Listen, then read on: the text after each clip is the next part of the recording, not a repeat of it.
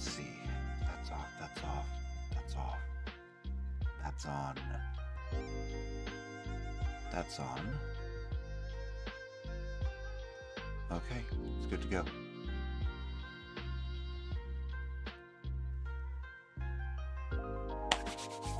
Hello, Shadowcat back with more Babylon 5. This could be the end. Mic seems a little hot there. Let me see if I can adjust that. There we go. That's better. Okay, yeah, this could be the end.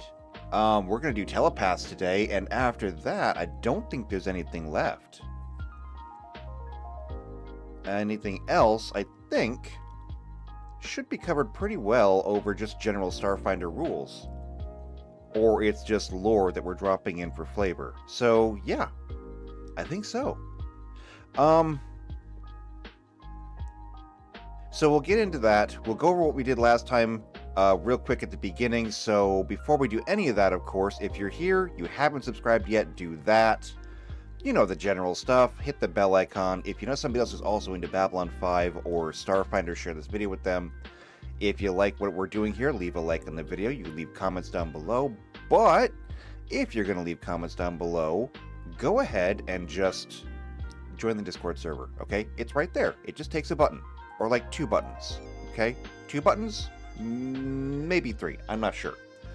But join the Discord. Come to the Behind the Screens channel. Let me know what kind of games you want to play. We're always looking for players. We have a lot of modules to play, and I'd like to play at least all of them. I'd like to play at least all of them once before I die. I know it's a big ask, but come on. Come play games with us. So, before we get into that, I see that Blizz is in. Hello, Blizz. Good to see you here. I see that JP is in. Yes, everything is on, and there are no cookies. I have to have breakfast before I come in. I have to. Alright, so let's get into what we're doing today. First thing we're going to need is our spreadsheet. And we'll need our browser.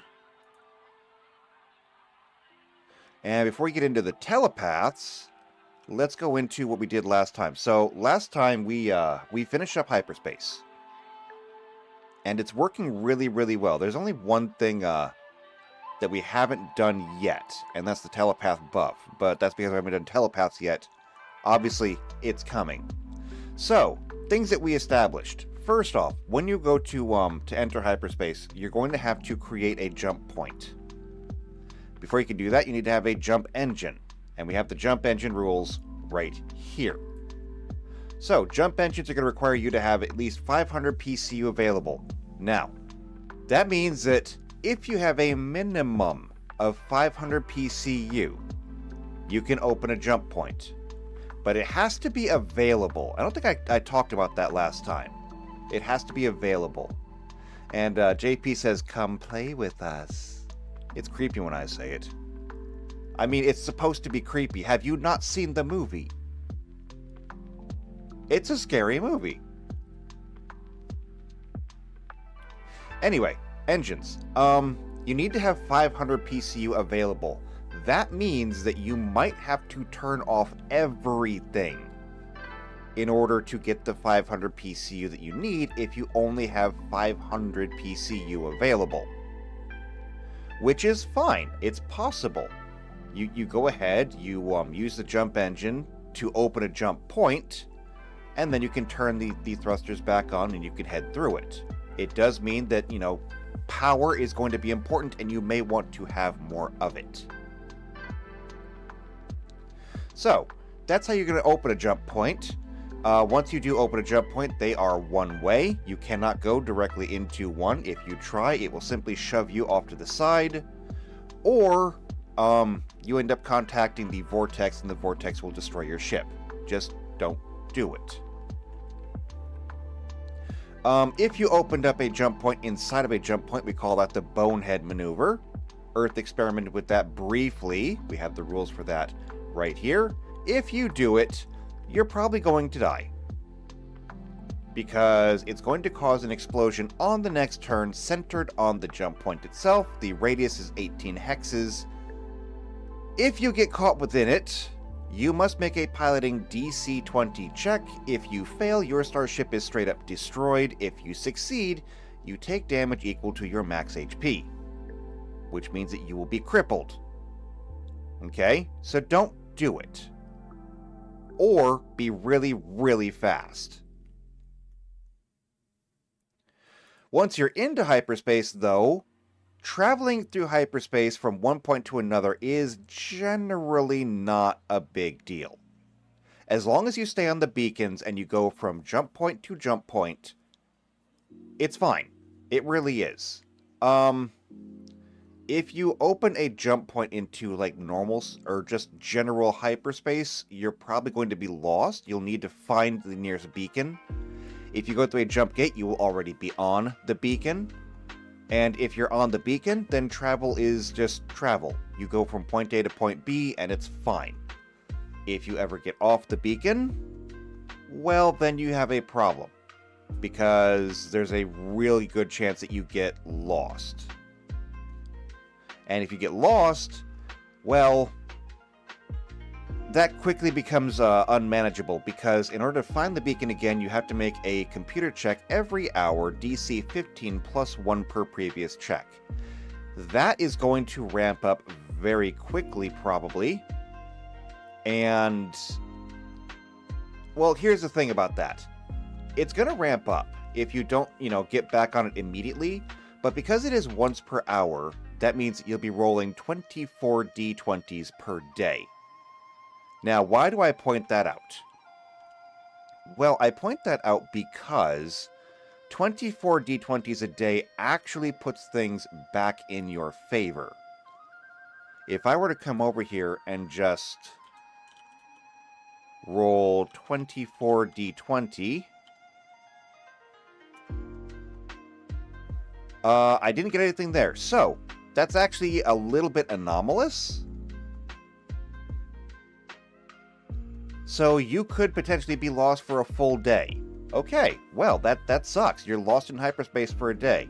But guess what? Tomorrow's another day. Oh, look at there. There's 2 20s. You always succeed in a 20. So no matter how high the DC gets, since a 20 automatically succeeds, you were lost for an entire day, and at some point during the next day you found your way back to the beacon. It's not as bad as it seems. However, if the sensors are wrecked, because it requires operational sensors, yeah, then you could be lost forever. So this is why they don't do combat in hyperspace. It's bad for everybody. Even if you win, you could still lose. So, that's hyperspace. That's dangerous if you get off the beacon, but it's fine.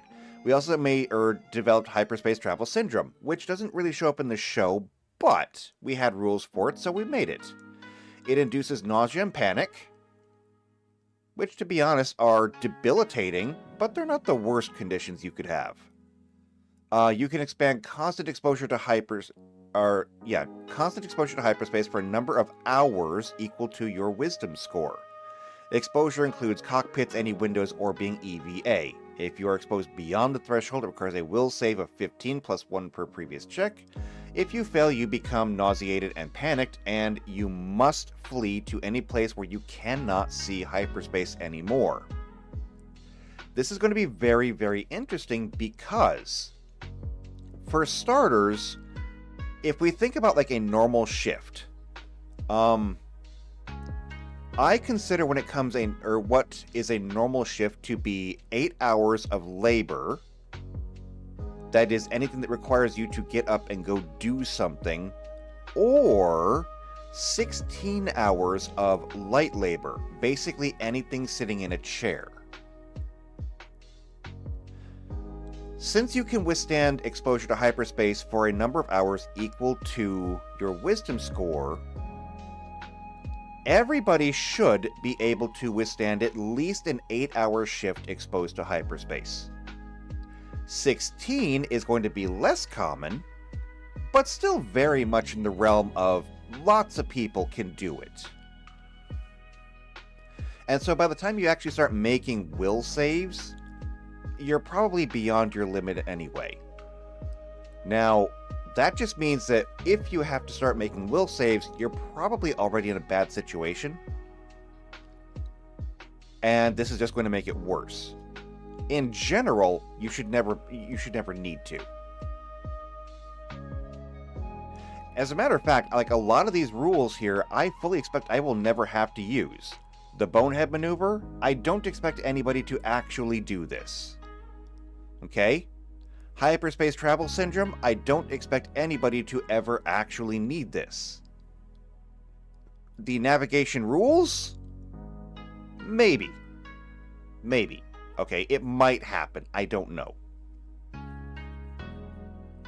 And hyperspace travel, of course, it's going to be your thruster speed divided by 2. I played with the numbers a little bit, but divided by 2 seems to be the best way to go. So you essentially travel at half speed through hyperspace, but you're still traveling at light years per day, and so totally worth it. So, that's what we did last time. And I think that hyperspace looks really good. So, this time, we're going to get into Telepaths. Now, Telepaths, there's going to be some spoilers in this one just because Telepaths are so absolutely crucial to the show. And there's a lot of history, there's a lot of apocrypha. We're not going to get into all of it, but we do have to get into some of it. So, taking a look at Telepaths. We have this really nice picture right here. This is from the show. This is from one of the episodes. And it's a couple of telepaths that are actually training. This is essentially what they see. You have one telepath on the right who is on offense. You have one telepath on the left who's on defense, and they're putting up barriers, and the one on the right is trying to break them. It's not important, but it is, something to keep in mind. This is a telepath, also known as a Teep among humans, or a Nafariki, or Mindwalker among the Narn. Is a being with the ability to read and influence the minds of other life forms.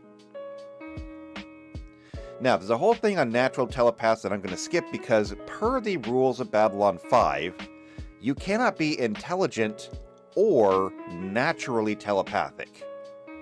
Their reasoning being is that any naturally developing telepath would have no need to evolve intelligence. Which makes sense. If you had a fox, and it was suddenly telepathic, and it could either just, by virtue of telepathy, locate every rabbit, and even telepathically dominate the rabbit, so that it didn't have to run, yeah, that animal would basically stop evolving because it no longer has any more problems to fix. It would continue to develop its telepathy, sure, but it would never have to develop anything else. Which, it's interesting. I get it. So we're just going to jump down to sentient telepaths. The gene for telepathy that exists in many sentient races was artificially created by the Vorlons over the course of centuries, the purpose being to create weapons against the Shadow's organic technology. Since sentient races cannot naturally evolve telepathic abilities, and naturally evolved telepathy precludes sentience, the only way to create sentient telepathic weapons was to develop the two traits separately and then later combine them artificially. They did this with the Homo erectus, and that's fine, where they were cloned, bred, manipulated, experimented. The result of the population of docile, non-sentient humanoid creatures with staggeringly powerful telepathic abilities at a level beyond what the Vorlons could even rate. Their function was to act as host for the telepath gene that they could extract and gradually introduce the sentient cousin races. When Kevin Vassett encountered them on the Vorlon experimental station in 2256, he dubbed them the Nephilim. We don't actually see that in the show. That's from a book. So they did this among all of the different races. It worked to either greater or lesser degrees depending on who it was. The Abai, on the other hand, produced a high percentage of individuals with psi ability. However, it manifested only as mild empathic sense. So there we go. The development process was to take place in roughly 5 stages, each stage being a higher level enhanced telepathic ability. Telepaths, as they emerged on Earth in the early 24th century, represented the 3rd stage, while Vorlon's enhancement of Lita Alexander's abilities from a P5 to beyond that of a P12, it was only step 4. The true extent of what they planned remains uncertain. It is possible that we got a glimpse of it when they gave the abilities to Jason Ironheart, and he actually became a telekinetic. So, what we do know is that as far as telepaths go, almost every race has telepaths. Almost. The Narn don't, but that's because the Shadows, when they got to their homeworld, exterminated every single person who was a telepath. Since it is genetically passed down, by exterminating every telepath, they simply removed the gene. Period. Now, that does not mean that Narns are incapable of it. It just means that there are no naturally born telepaths, and we will get into that later on.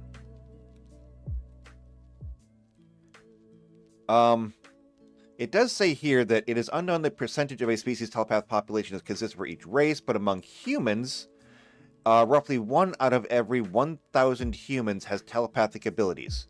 1 out of every 10,000 humans had telekinetic abilities, and half among them were clinically insane.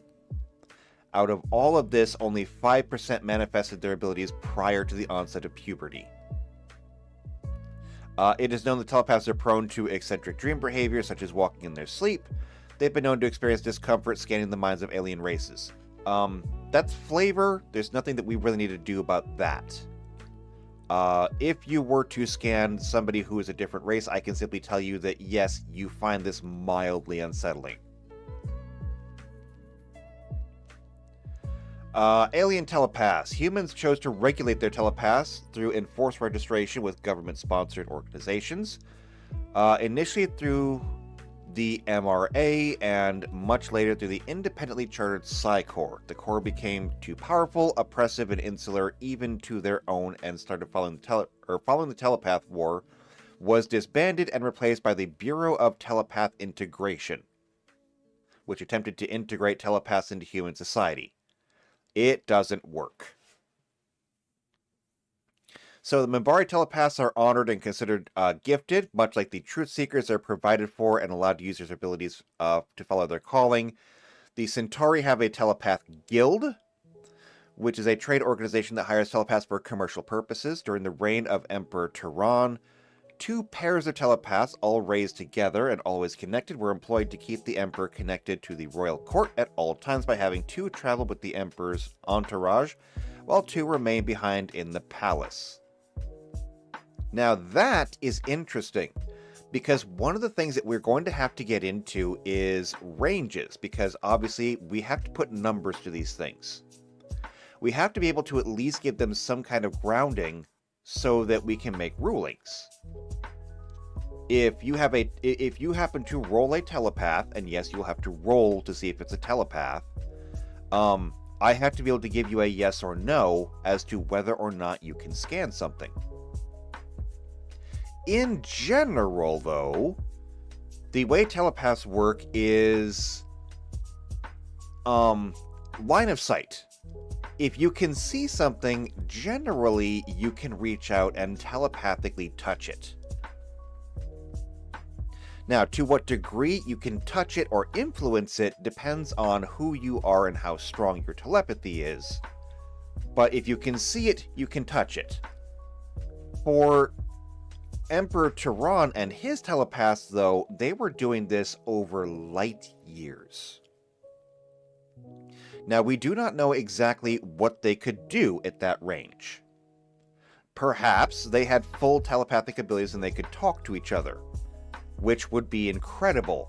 However, more likely, we have something similar to what Psychers in Warhammer 40k would do as part of the Astropath Guild. I think it's the Astropaths, where they are capable of also sending telepathic messages through the warp from planet to planet. However, what they send isn't words. Astropaths are able to send impressions, emotions, feelings, things of that nature. And it's up to the astropath on the other end to interpret those and then relay that information to whoever it's relevant to. That could be a case of what we're talking about here too, where maybe they can't communicate, they're just aware of each other. Either way, this is an outlier that doesn't actually affect us too much. It exists, sure, but seeing as how these telepaths have to be raised together and always telepathically connected, that's not going to be your character anyway. All Abai possess telepathic ability in the form of limited empathic sense. The Narn don't have any. Telepathic abilities. So, though an individual telepath's abilities vary depending on their training and the strength of their innate gift, most are able to at least pick up on the stray surface thoughts of others. Strong emotions are particularly hard to ignore. In crowded areas, this often devolves into a deafening chatter, and the teep must learn how to block it out. That's going to be important, because in general, in Starfinder, telepathy exists. In fact, there are many telepaths in Starfinder. However, telepathy is treated as something that you have to turn on, and then you can use it. Telepaths in Babylon 5 work the opposite way. It's always on, and you have to learn how to turn it off. And even then, it's a bit like the giant screens in 1984. You can never turn it all the way off.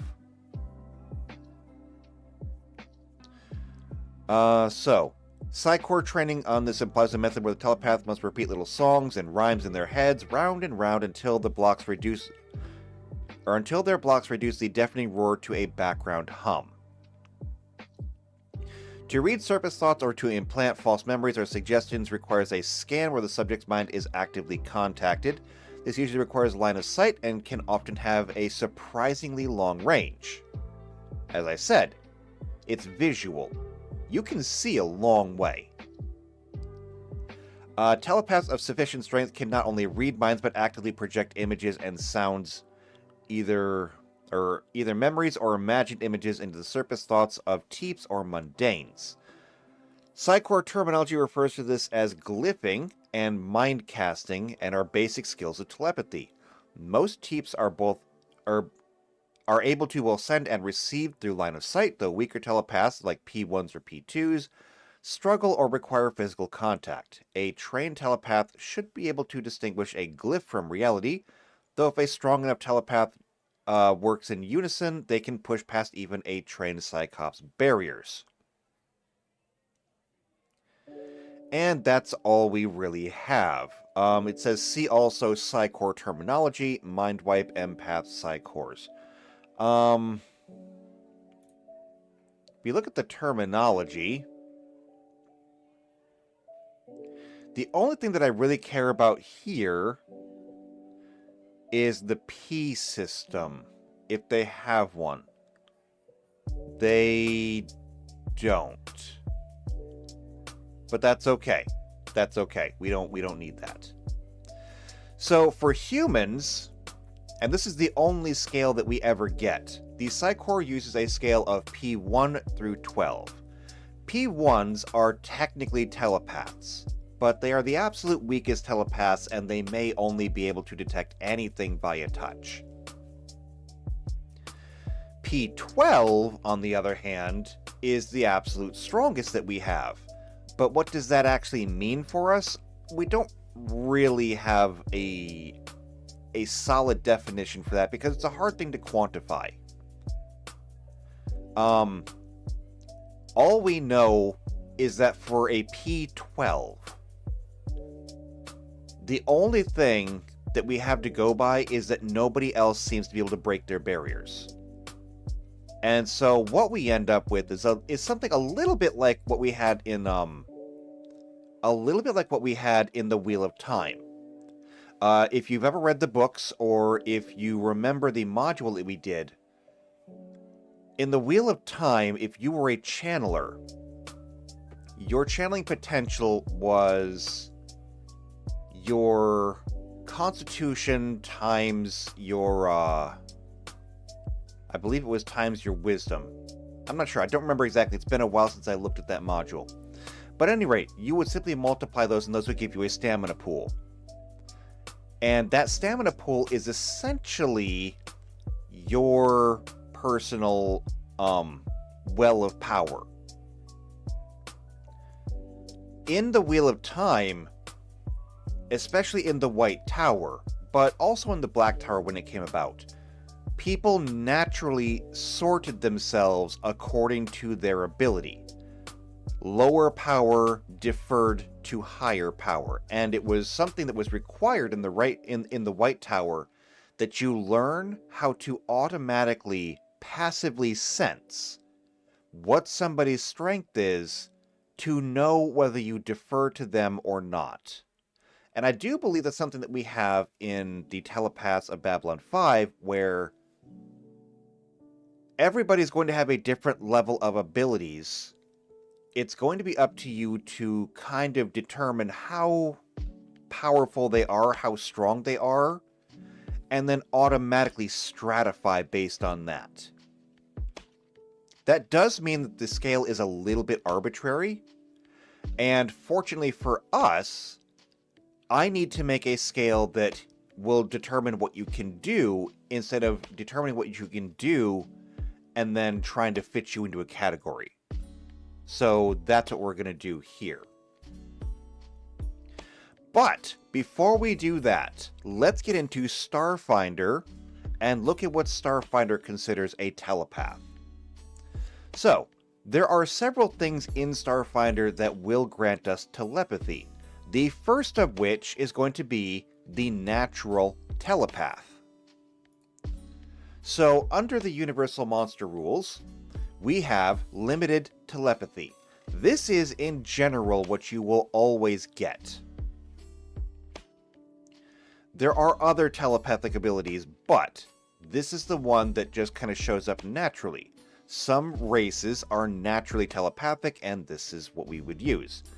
A creature can mentally communicate with any creature within its listed range, with which it shares a language. See page 259, blah, blah, blah.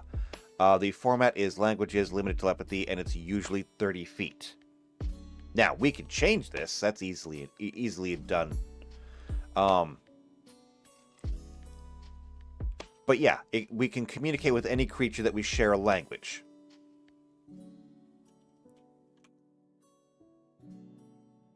And JP says, telepathy/psi is fun. That's because you play a telepath. You're biased. There is a full telepathy, though, but it's considered a spell. This is part of the Mystic spell list. So, according to this, telepathy is a divination. Cast time is 1 standard action. It only lasts for 10 minutes per level. It says you can mentally communicate with all other creatures within 100 feet that has a language. Okay, right there is already a difference. This is you can mentally communicate with a creature with which it shares a language. This only requires them to have a language. It is possible to address multiple creatures at once telepathically, although maintaining a telepathic conversation with more than one creature at a time is just as difficult as speaking and listening to multiple people simultaneously. You can't use telepathy to locate creatures to communicate with them. And JP says, yes, am completely biased. I know. You can't use your telepathy to locate creatures to communicate with them, but once you've established a telepathic communication, you don't require line of effect to maintain it. That is a little bit harder because I'm not sure. No, actually, I am sure. I've mentioned this one before, the episode where Garibaldi has to go down and talk to the telepaths. And it's one of my favorite episodes, number one, because I see myself way too much in that encounter. But number two, because when he gets there, Garibaldi walks up to the leader, his name is Byron, and says, "Hello, my name is Michael Garibaldi." And Byron literally says, "Yes," and the answer is no. And Garibaldi simply says, "But I didn't say anything." And it says, "You didn't have to. We heard you coming all the way down here. Okay? We've heard your argument. We know what you'll say, what you think we'll say. We know what your counter argument is. We know everything."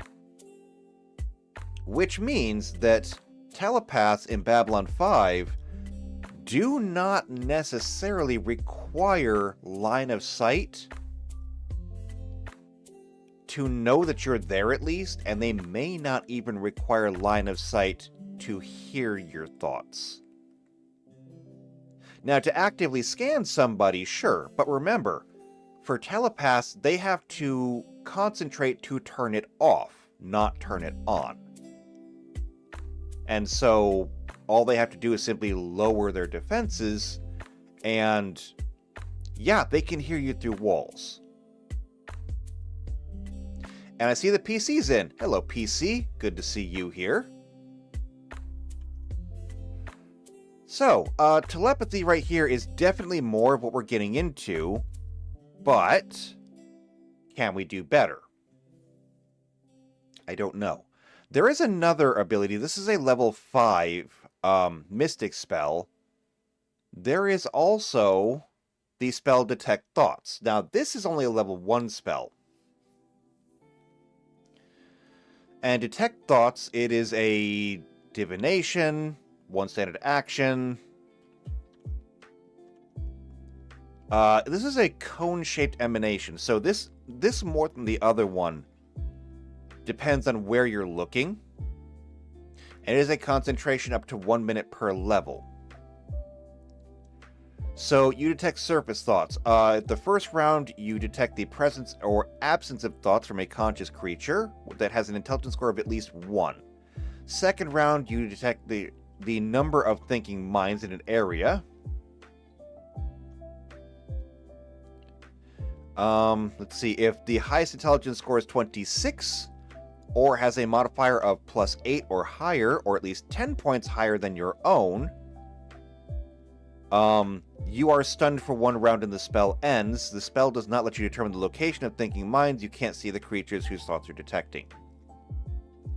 Third round, you can read the surface thoughts of any mind in the area. A target who succeeds at its will save prevents you from reading its thoughts, and you must cast Detect Thoughts again to have another chance. Creatures of animal intelligence have simple instinctual thoughts. Each round, you can turn your psychic thoughts to a new area. It can penetrate barriers, but 3 feet of dirt or wood, 1 foot of stone, 1 inch of common metal, a thin sheet of lead, or any kind of force field blocks it. And PC says, "My favorite line is from Bester." Right. When Bester comes to visit the station, which he does frequently, nobody likes him. And Garibaldi is there because Bester needs an escort. And Bester just casually picks up on Garibaldi's thoughts and says, "Anatomically impossible, Mr. Garibaldi, but you're welcome to try." And you can just figure out whatever Garibaldi was thinking from that. So, before we do anything else, let's go ahead and start putting some stuff down on paper. So, for example, I need to make a scale. Now, this scale, I think I'm going to go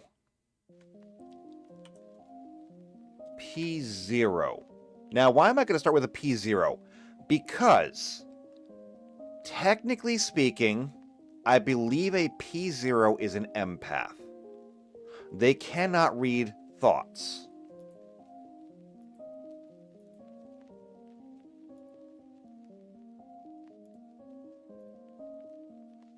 But they are still technically on the size scale. So there's that.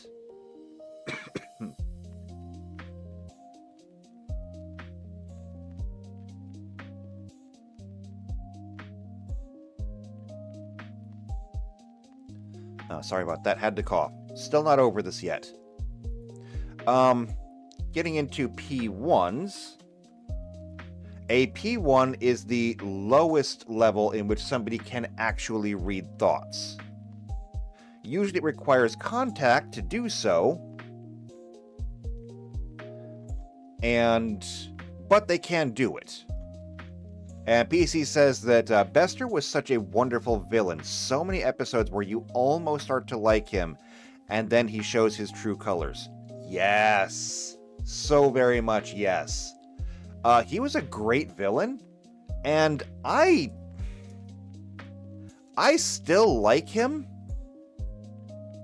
and I do feel kind of sympathetic for him. If you get into the actual history of Alfred Bester, you understand that there is a timeline out there where he was a better person. But quite frankly, Bester was doomed from the beginning. It's a bit like looking at a psychopath and then looking at their childhood and realizing that, yeah, there is no way that anybody raised like this could have become anything but.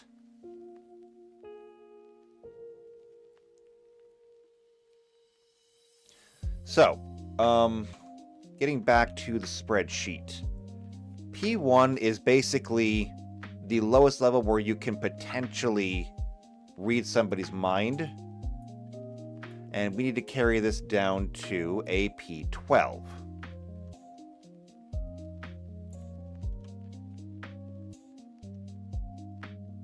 And JP says he had a sad existence in the end. Yes, he did.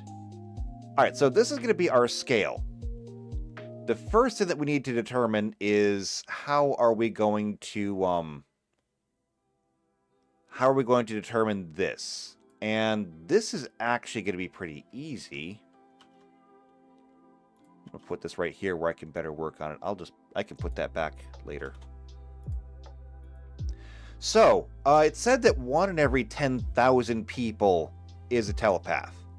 Those numbers are a bit low for us. I think that 1 in 10 is probably going to be better. So the first thing that we need to do is develop a linear scale for this. And this is going to be as simple as making a triangular scale. So this is going to be 13. Do I have anything that is 13 already pre-written? I don't think I do. I may have to use the AI for this one just because these numbers are going to get kind of big. No, I don't think I have anything pre-written. So what we're going to do is we're going to go and say 1, 2 to 3, 4 to 6, 7 to 10, 11 through 15, 16 through 21. Let's see. It's 22 through 27? 16, 17, 18, 19, 20, 21. Yeah, that's 6. And then 2, 3, 4, 5, 6, 7, 8. Okay, 22 through 28.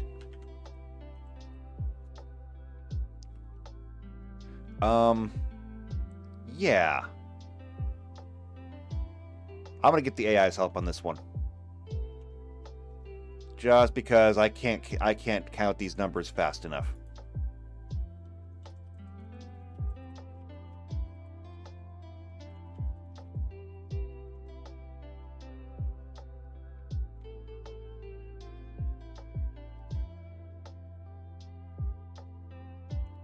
Uh,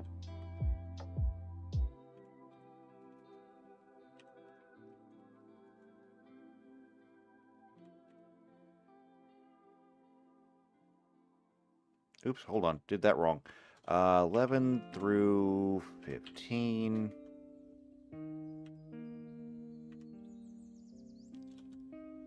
16 through 21.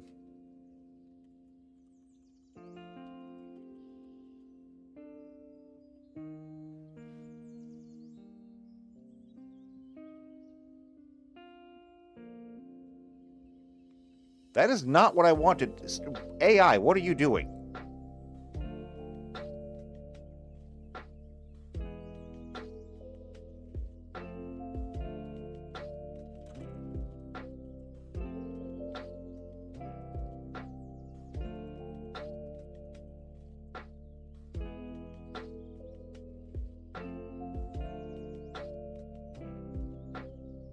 Okay, there we go. Okay. It gave me this weird list. It's like, okay, here's 20 generated rows. 7 through 10, 4 through 6, 7 through 15, 2 through 3. It's like, no, that's not what I wanted. Okay, here we go. Here we go. I got it. 29 through 36. 37 through 45.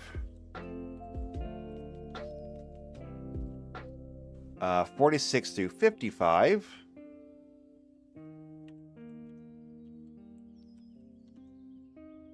56 through 66.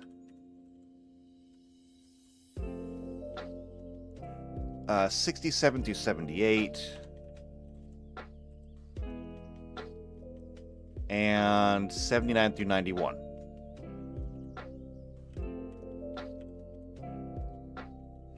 Okay. So there's our list. Now, how is this going to help us? Let me explain. Let's go ahead and center these so it's nice and clean. So now we have our list, and I can go ahead and I could roll on here a 1d91, and we would be able to tell or use this to determine a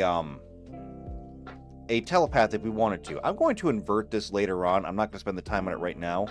But I could come over here and just say 1d91. We get a 59. I come over here and say 59 is a P2. Okay. It's not a great telepath, but it is a telepath. However, this is not enough. If I were to have you roll on this, then everybody would be a telepath. And if everybody's a telepath, nobody's a telepath. Wait, no, that logic doesn't actually work. Anyway, the point is, we need to turn this into a 10% chance. So, we already know that's a 91 roll. 10 times 91 is going to be 910. That's easy. So if I take my calculator and say 910 minus 91, that is 819. Wait, I didn't actually need to do that. Never mind.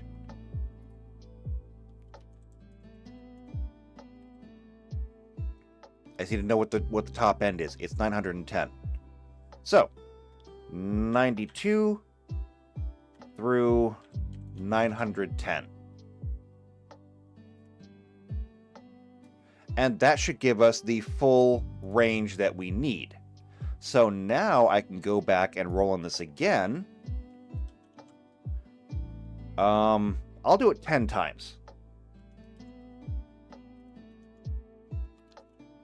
Because we should have a 10% chance here. So if I roll this, we should get at least one telepath. Should. No guarantees. Okay. And what did we roll? 493 is mundane. 628 is mundane. 732 is mundane. 73, right there. 73 is a P1.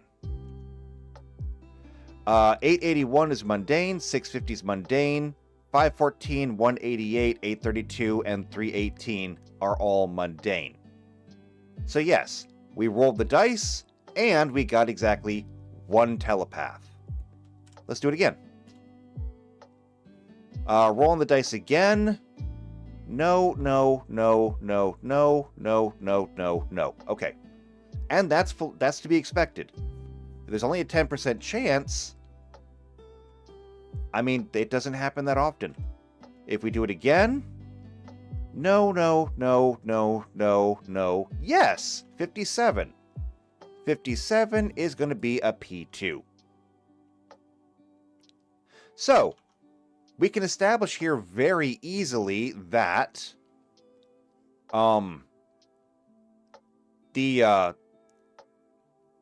that telepaths are automatically rare, that powerful telepaths are incredibly rare,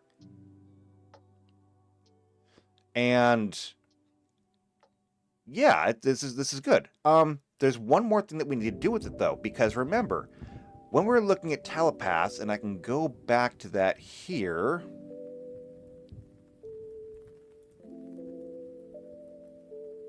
Where did it say? It said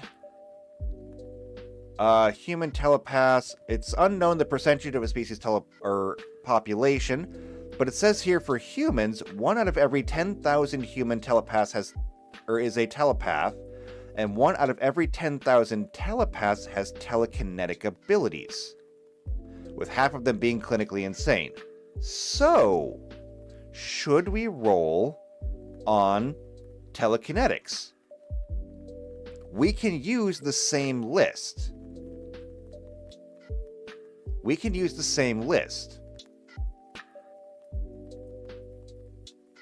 So, instead of this, what if we do this?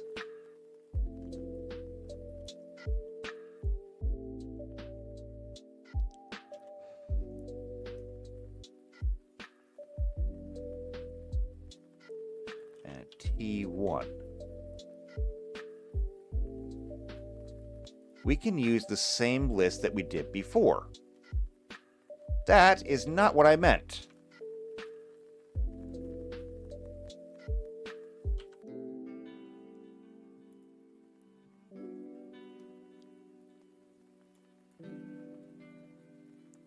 Can I get it to work this way? No, it still won't work that way.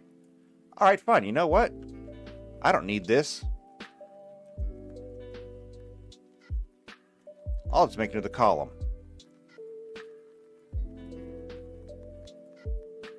There. How do you like that?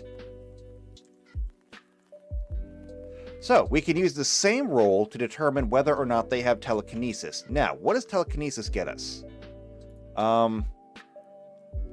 Limited telepathy, we're not going to be using. We're going to go with full telepathy, and we're going to use that as our special or supernatural ability, extraordinary ability, whatever it is. We're not going to use that. So, we can go from here to spells and rituals. I believe it's a technomancer spell. Actually, I can just go to all spells for that matter. We'll look at telekinesis real quick.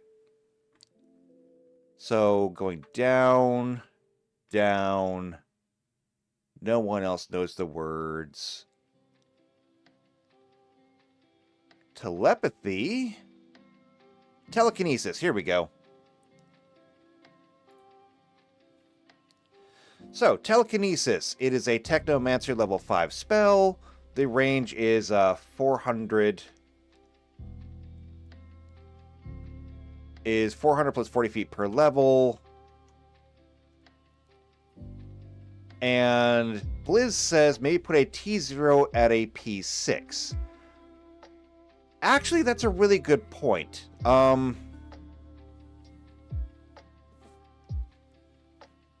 don't know. Well, okay, you say that they're not okay, so it doesn't say that they're half of all telepaths. It says that 1 out of every 10,000 people is a telepath. Let me just write this down. So, 1 of 10,000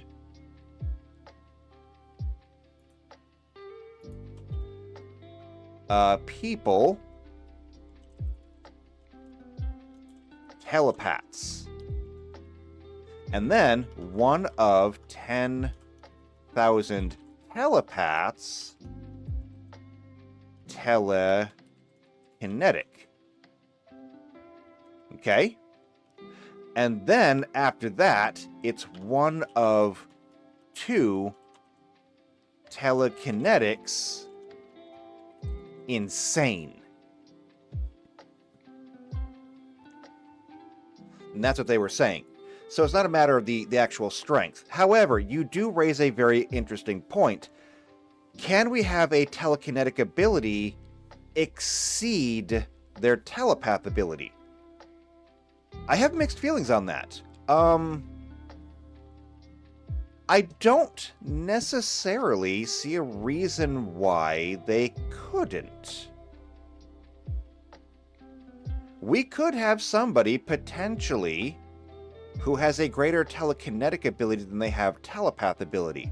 And there's lots of explanations for that. Perhaps they are simply a weaker telepath than they are telekinetic. Okay, that's fine. Perhaps they simply do not use their telepathic abilities and thus they're not adept at it. We could, or, and just let me know how you feel on this one. If it's higher, then they have to re-roll. So, I'm just going to put this up on screen right here.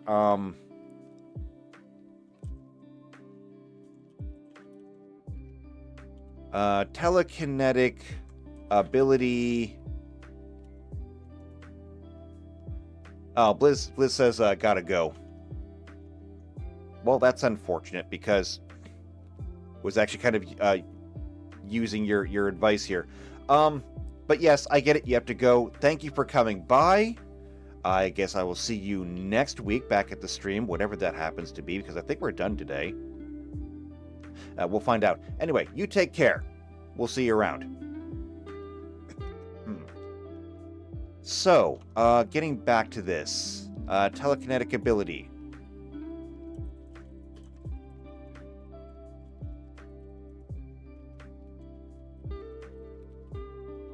So, higher than telepathic ability, let me know.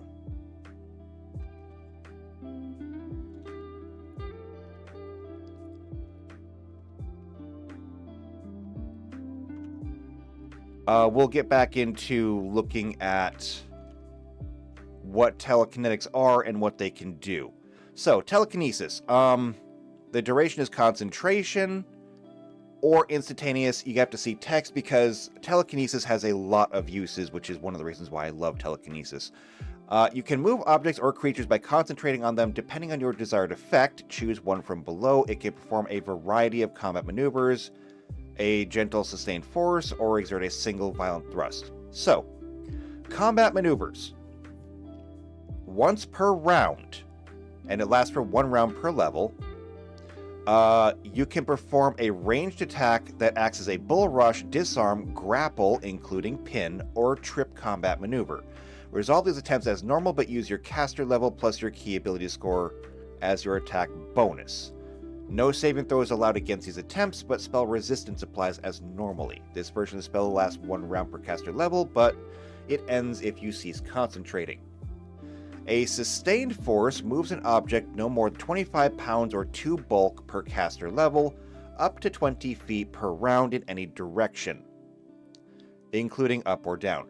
A creature can negate the effect with a successful will save or with spell resistance. This version of the spell lasts for 1 round per caster level. You can telekinetically manipulate an object as if with one hand. For example, a lever can be pulled, a key can be turned, a button pushed, an object rotated, so on. You might even be able to untie simple knots, though delicate activity requires a successful DC 15 intelligence check. And then there is the violent thrust.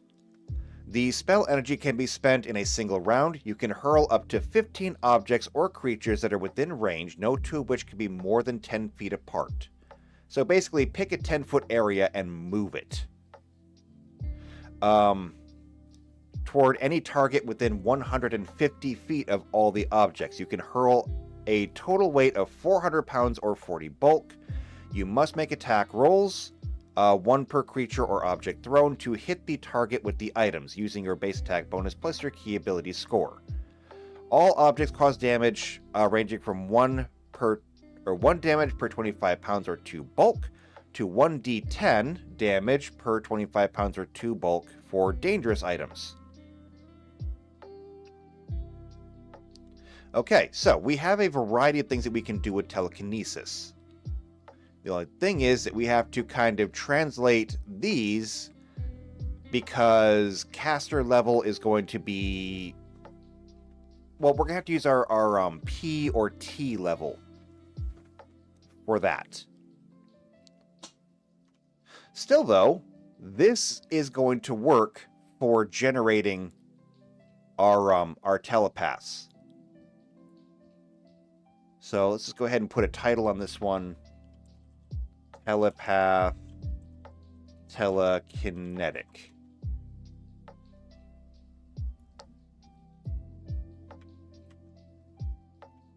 So I can put that up there.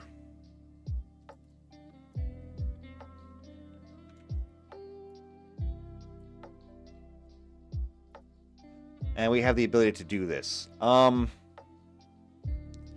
If telepath, roll for telekinetic.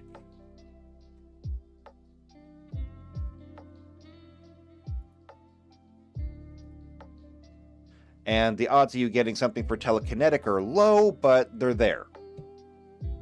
And if you get it, great for you. And if you don't, you're still a telepath.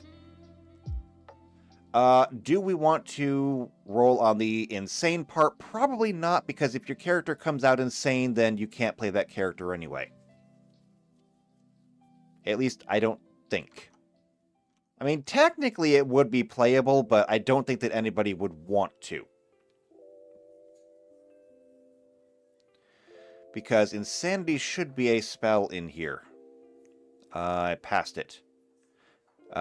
Identify, illusory, implant, inflame, inflict. No, insanity isn't in here. However, insanity is basically just permanent confusion. And we know what confusion does. You have you have to roll basically a 1d4 every round. And your actions are somewhat random. Again, nobody's going to want to play that if they don't have to. So since we're talking about character creation here, if you rolled an insane character, you just re-roll it anyway. So we don't have to worry about this.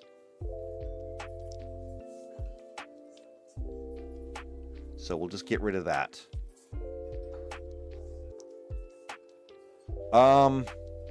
Now, getting into what all of this means. We know that they operate basically on line of sight. If you can't see somebody, you can't scan them. So, let's get into some rules here.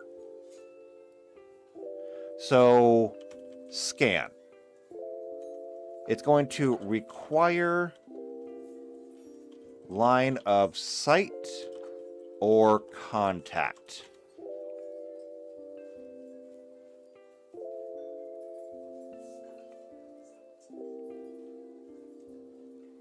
Now, once we've got line of sight or contact, then we need to determine how easy it is for them to actually scan you.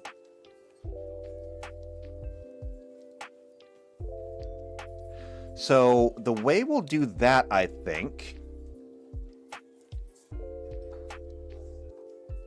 I'll say resist scan.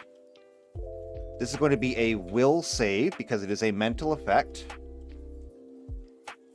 And the DC, I think, is going to be equal to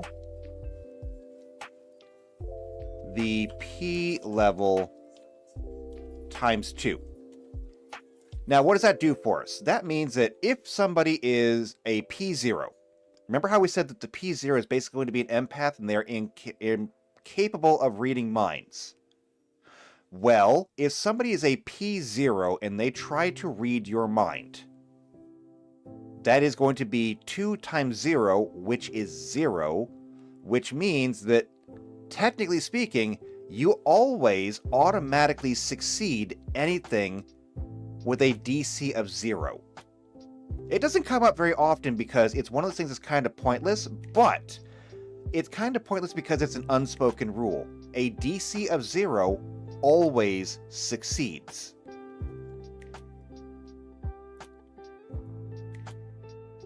So an empath literally cannot. That brings us to a P1.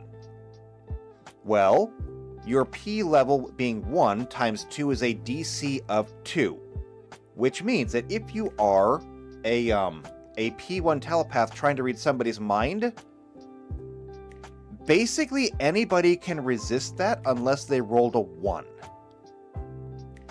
Even if they don't have a wisdom score and they have no bonus to wisdom, unless they roll a 1, they're going to succeed this. A P1 can basically scan nobody at all. So let's go all the way up to the other end, a P12. Well, a P12 is going to be 12 times 2 for a 24. That is a DC 24 will save. Now, if we go back and we look at will save, or we look at DCs, a DC of 5 is something that is generally doable by any person. Okay? A DC of 10 is something that is, or should be doable by anybody who has a little bit of training. DC 15 is something that should be challenging for somebody with training. And a DC is 20 is something that should be basically impossible for anybody but the best. That brings us to the P10 and higher telepaths. We're looking at a will save of 20, 22, and 24. That is more than almost anybody would be able to stop.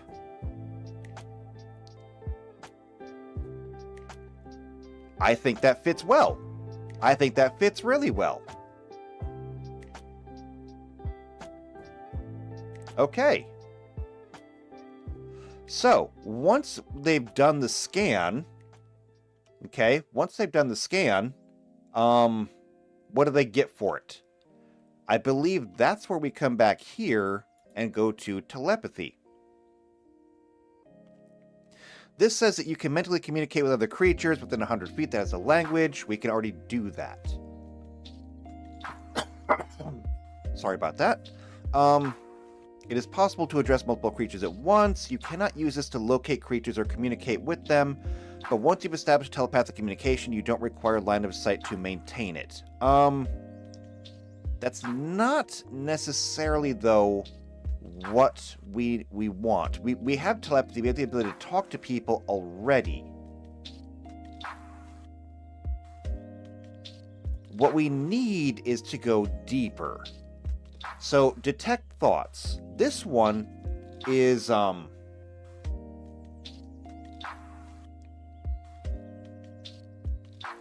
may have jumped ahead a little bit. Telepath. I'm gonna move this down a little bit. You can't see this right now, but it's still there. It's still there. We still got it. Before we get into that and the whole scanning thing, let's determine exactly what telepaths do. Okay. So for starters, telepathy at will. So telepathy per the spell at will. Actually, I wrote that wrong. At will telepathy per spell. Okay? So at will, they can use this. They can communicate with any creature that has a language. It's possible to address many such creatures at once, blah, blah, blah. We already read that. So at will, they can communicate with anybody. Which makes sense. Which means the duration is out the window. We don't need it. At will, detect thoughts.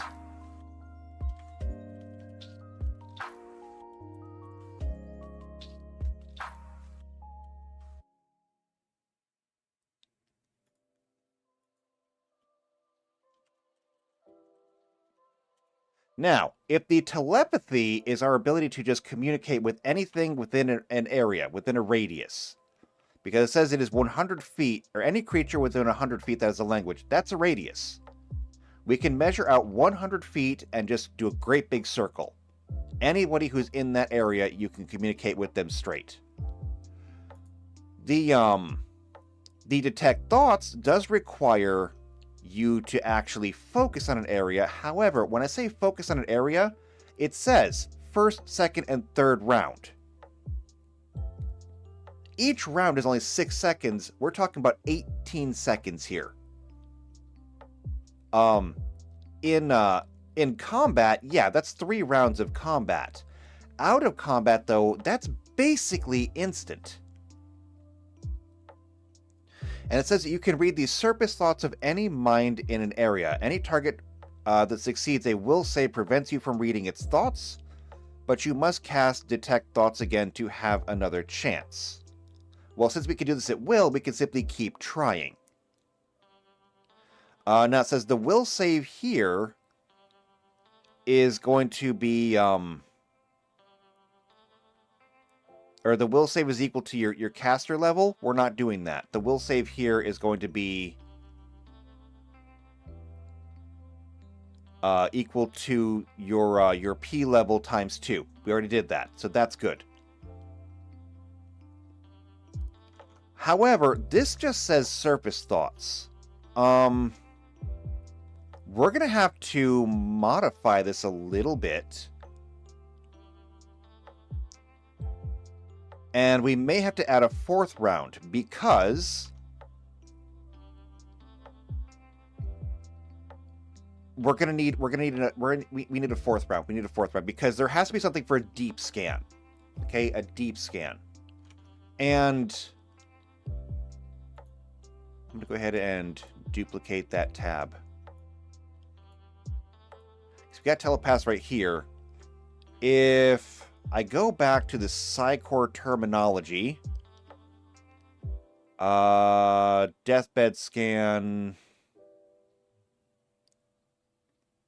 I thought they would have a deep scan in here, but I guess they don't.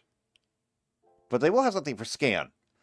So it says here, an active telepathic probe. Surface scans, while difficult for even a trained P5 to detect, can only reveal what a person happens to be thinking from moment to moment, as routinely used in business negotiations to detect falsehoods, omissions, or obfuscations. A deep scan, while often uncomfortable, can uncover deeper thoughts and memories. Under certain conditions, deep and extended scans can cause seizures, heart attacks, strokes, permanent brain damage, or if the subject is particularly resistant, death. Sustaining and blocking extended scans can also affect a telepath running the deep scan. The best human telepaths can only sustain a deep scan for up to 40 to 45 minutes, at which time they burst arteries, have strokes, or black out.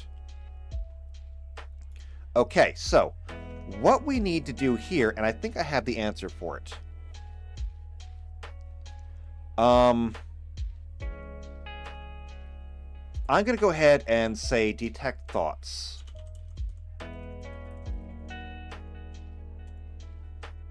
Okay, the range is going to be the same, but we're getting into this. Okay, first round.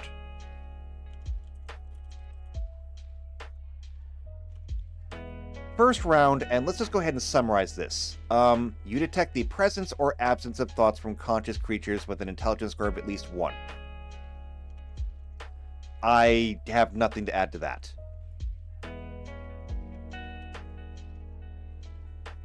Just going to copy and paste that. There we go.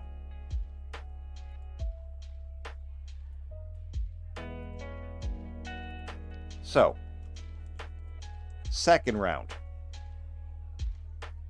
The second round, you detect the number of thinking minds and the intelligence score or modifier of each. So, number of minds in area, int score of each. And yes, there's a whole thing about if they're intelligent enough. However, this almost never comes into play. Like, if the highest intelligence score is 26 or higher and at least 10 points higher than your own, you are stunned for 1 round and the spell ends. This almost never happens. You'd have to be intentionally scanning something that you shouldn't have scanned in the first place. Sorry. So that's fine. I don't think we need to worry about that. Third round.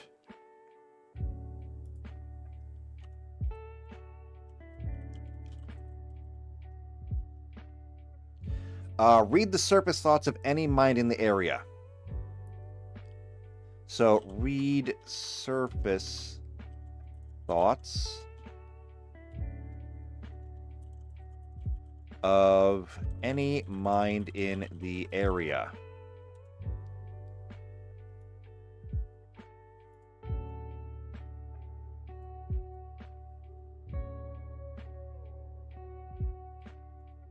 Oh, right. Break that up. There we go. Read the surface thoughts of any mind in the area.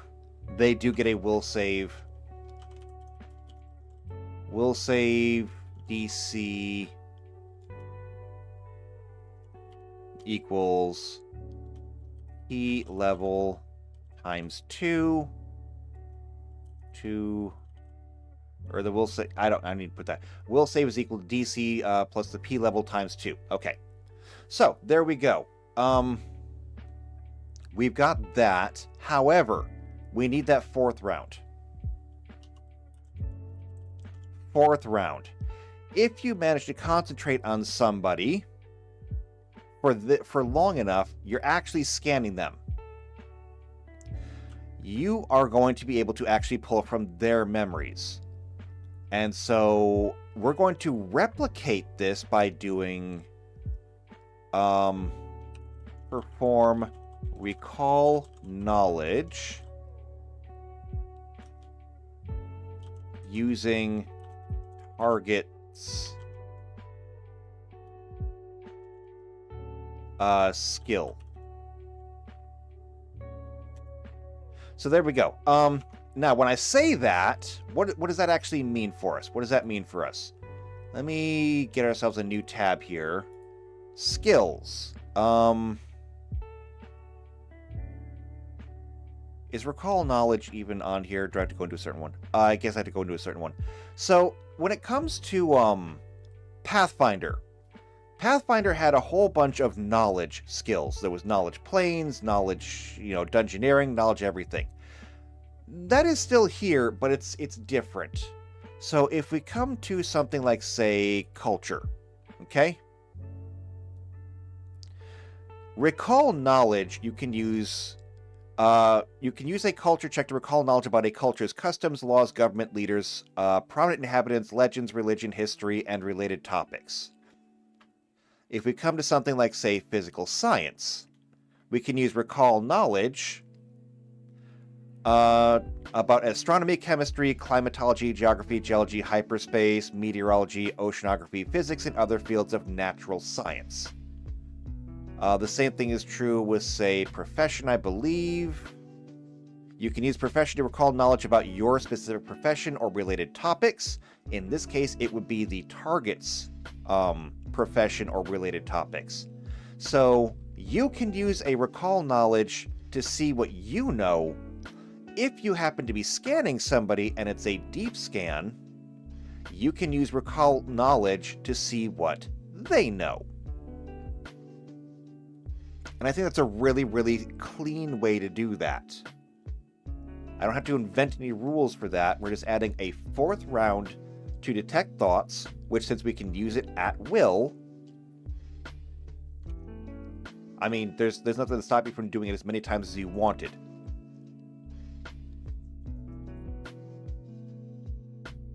Now, one thing to do here I don't actually need this whole resist scan thing here because we just put the rules there in detect thoughts. What I can do up here is I can say detect thoughts / scanning.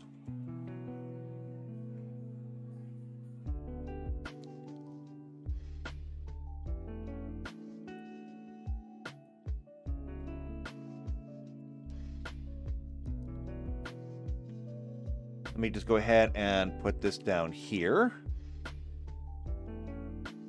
So that works well right there.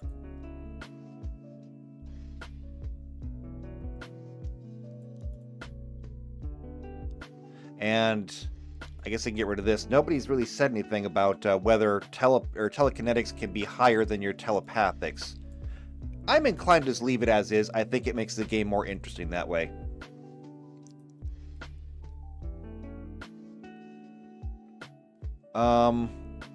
One thing that I am going to do... I'm going to move this down a little bit. I'm going to go ahead and say that just as a standard rule, will save DC is equal to the P level times 2. Physical contact is going to equal P level times 3. And then we'll put that back in. Okay, so because we know that physical contact makes it easier, it enhances their abilities. By making the physical contact a times 3,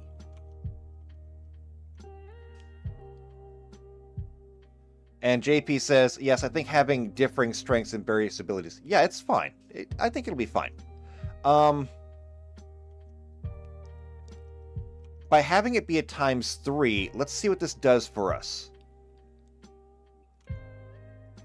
Let's see what this does for us. If you are a P0, basically an empath, if you are just trying to scan somebody, well, 0 times 2 is 0. You can't do it. But you say, what if we were to simply touch them? That makes our abilities better, right? Sure. 0 times 3 is still 0. You are an empath. You can't do anything. So what about the P1? Well, 1 times 2 is 2. You are basically going to fail if they have any kind of resistance at all. The only way you succeed is if they critically fail. But what if the gloves come off? Literally. And you put hands on them. Well, now 1 times 3 is 3. Technically speaking, they could fail on a 1 or a 2 if they have no other will save. Okay, if they have no will save at all, they could fail in a 1 or a 2. If they have any kind of wisdom at all, though, they're going to know, they're going to recognize it.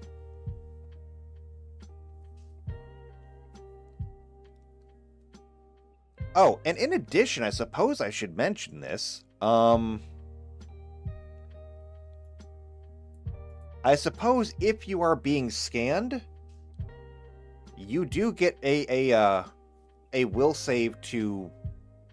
Actually, no, that's covered. That's covered in Detect Thoughts.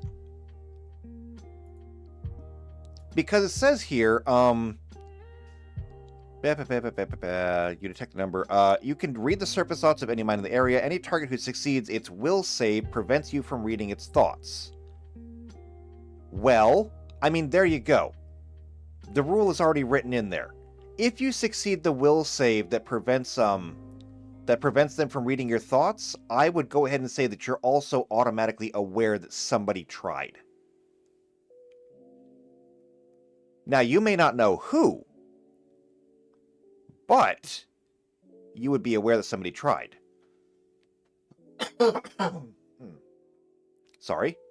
That means that if you were in a crowded area, it means that I might just have to ask you, hey, make a will save. At which point, you're going to say, oh, wait, just why? Make a will save? Yes, make a will save. And you're going to say, all right, I make a will save. And depending on what the roll is, I will either tell you nothing, or I will tell you that you feel somebody probing your mind and you shut them out. And what you do at that point is up to you. JP says, gotta admit, these Sci versus Sci fights were cool. What's her name? Lita became a badass after the Vorlon tune-up. Yeah. I mean, So, we only really saw a Sci versus Sci fight once, and that was at the training center on Mars. Otherwise, most of your telepath fights just looked like people staring at each other, or somebody looking at a person or a thing. Now, is it undeniably cool? Sure, yeah, it's undeniably cool. I love the whole telepath, telekinetic thing.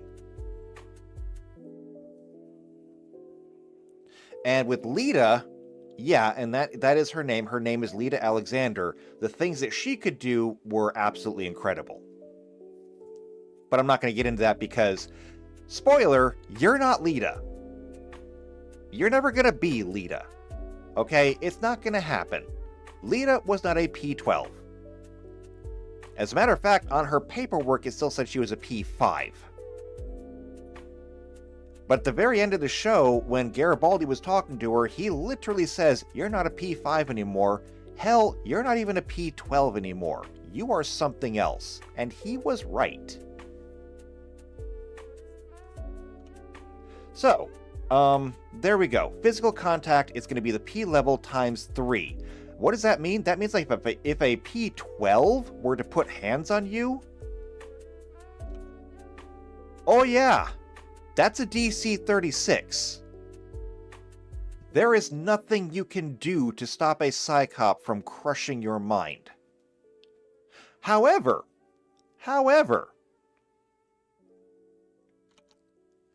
there is something that we can do. I'm going to move this off to the side again because I need the room.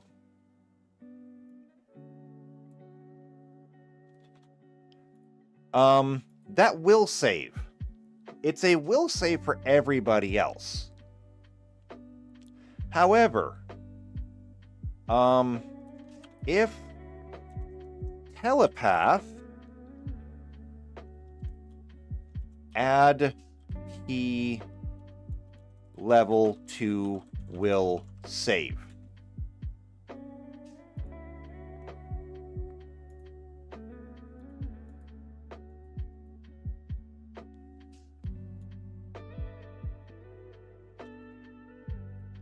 And I don't know why that's blocked off. Oh, that's why it's blocked off. There we go. So if you're a telepath and somebody tries to scan you,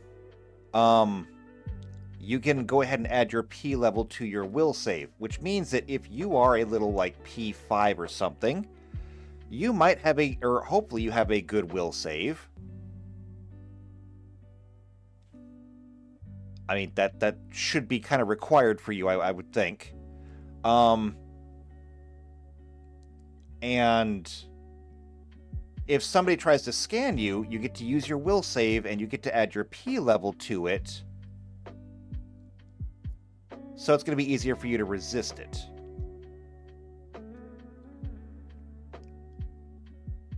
Now, is that enough? I don't know. Because technically speaking, that means that if a P12 were trying to scan you,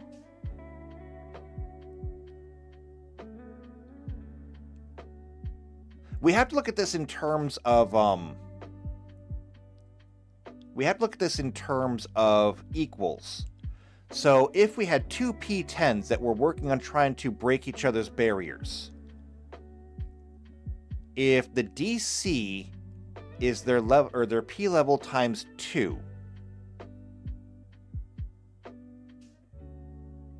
then that means in order to get through it, we're rolling 1d20, we're adding their will save, which is going to be anywhere from a +1 or 0 to 4 based on their wisdom.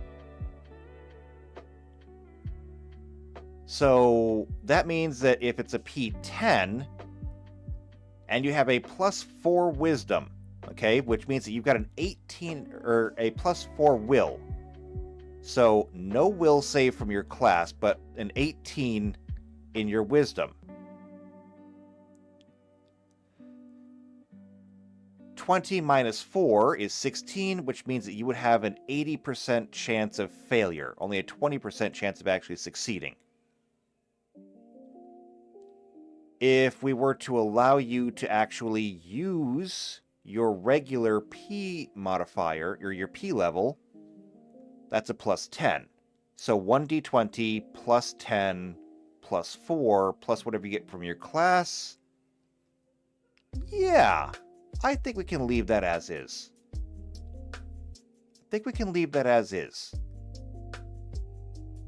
Because, I mean, even if we looked at a P12, that is a DC 24 to resist being scanned.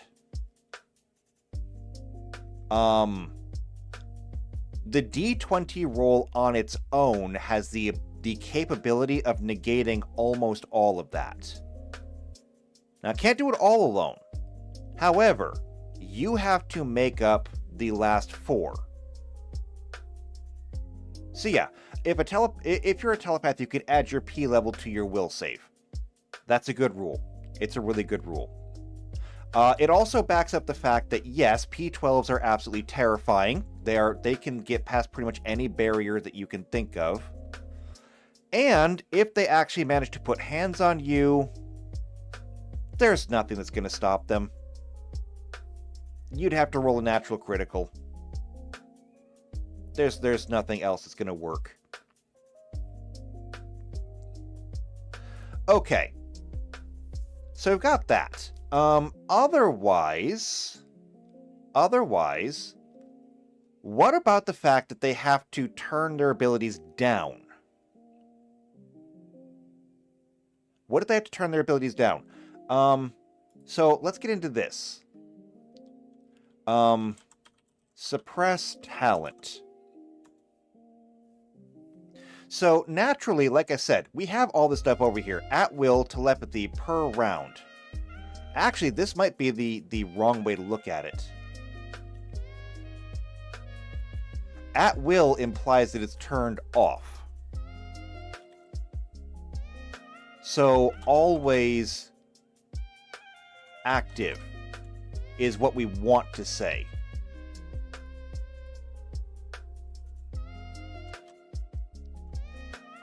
Always active. Those two things are always there because literally being a telepath means that you cannot turn it off. So, with this always on, suppress talent is going to disable telepathy.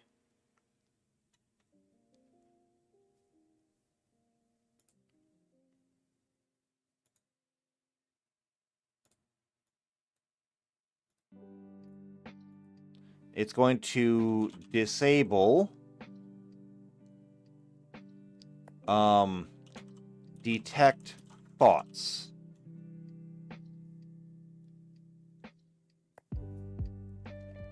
That's going to turn those off. Importantly, though, it's going to be a DC 10 will save. Or rather, no, not will save. It has to be an appropriate check. So, seeing as how will save is based on wisdom, it's going to be a wisdom check DC 10. Now, why a DC 10? Because, well, actually, it's going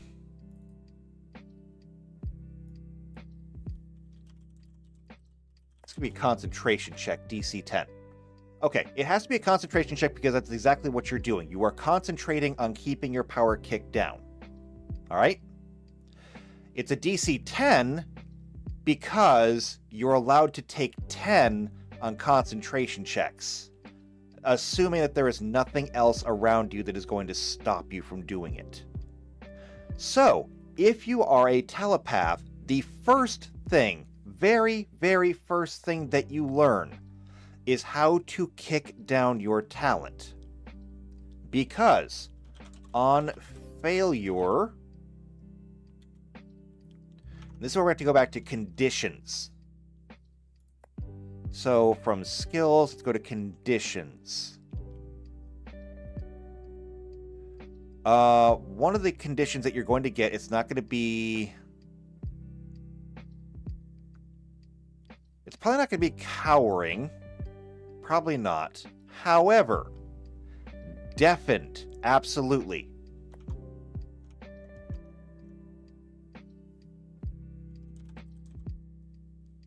On failure, inflict deafened condition. And it will last until successful concentration.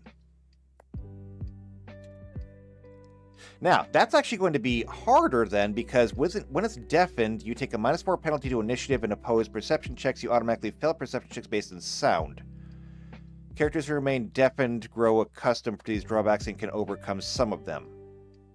Actually, there's nothing there that really interferes with your concentration. So, let's keep looking. Entangled, exhausted, fascinated, no. Fatigued, flat-footed, frightened. I mean, most people do consider it to be rather frightening, but those are people that are usually experiencing it for the first time.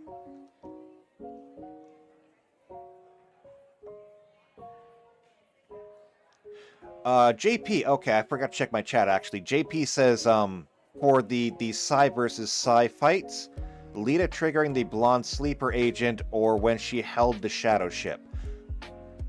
Again, both of those were awesome. However, think back to it a little bit more objectively. So the sleeper agent, I'm not going to name her just because that's a big spoiler, but when it happened, what happened? She literally walked in the room, and Lita just turned, looked at her, and it happened. There were no special effects, there was no sound effect, there was nothing. She simply looked at her, and it happened. I'm not saying it wasn't cool, I'm just saying there wasn't there to see. There was nothing. The same thing goes for when Lita was holding the shadow vessel the first time. What happened? They found a shadow vessel. They were going after it in the first place, so, you know, there's that.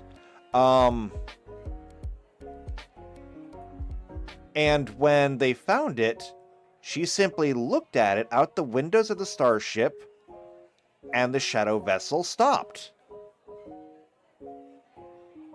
And that was it. Now, when we pan back to her, yeah, she got the black eyes. That was cool, and she was actually bleeding from them, which was kind of disturbing. But the point is that you didn't see anything. She was just looking at the ship, and it stopped. That's the thing that makes the telepaths both, you know, so terrifying and so interesting. You don't see anything. And as a matter of fact, if I come back here to the telepath page and go up to the page quote, the page quote is from Garibaldi, who says, "They'll never trust us. We'll always be jealous of them, always afraid of them. They could lie to us and we'd never know. But if we lie to them, they know.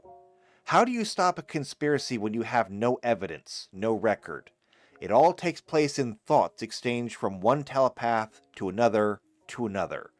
Sooner or later, this is going to get ugly. I just hope I'm not alive to see it happen." He wasn't wrong. But it also emphasizes the point that, like, there's nothing to see. You may never know what's going on. You may never even know they were there. Which gets back to the whole detect thoughts thing. When we come here, always active detect thoughts per the spell. First round, you detect the presence or absence of thoughts from conscious creatures that have an intelligence score of at least 1 or an intelligence score of -5 or higher. You know, I can actually just delete that.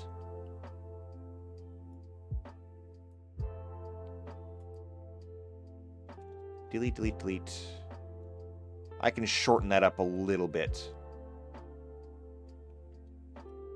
There we go.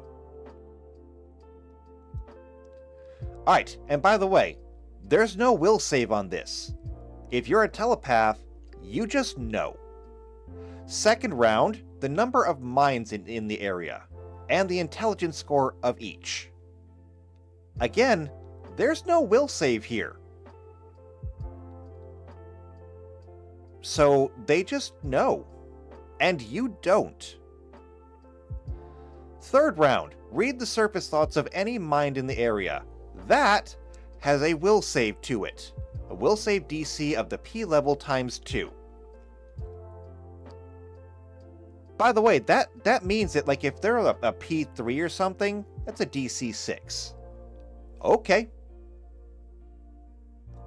But if they're a high enough level and you fail that will save, you don't know.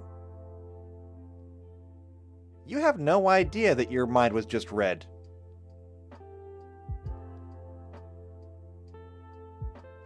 And, need to put that back down there too. Perfect. Alright, so you just don't know. This is what makes telepaths absolutely terrifying. They can do all this stuff and you will never know about it. Okay, so getting back to suppressing the talent. Inflict the deafened condition. I think that's the best one that we have so far. The only other thing that I can think of would be something that affected concentration.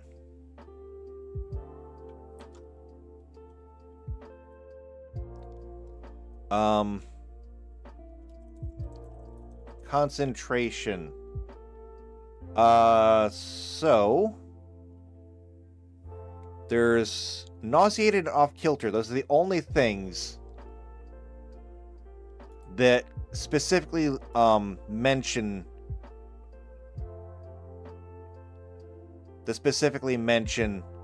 concentration.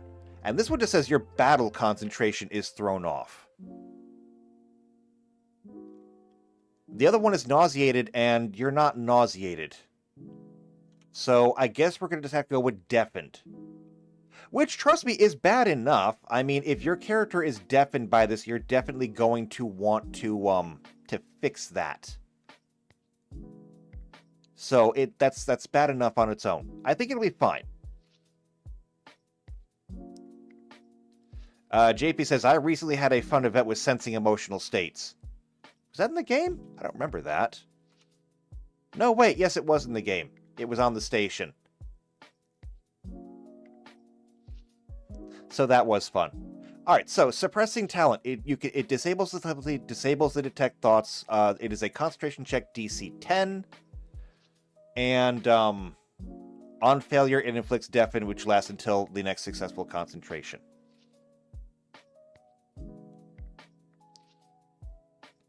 So, that's going to be pretty much constant. Because unless you just want this to be active all the time, it's going to be a problem. Now, why would this be a problem?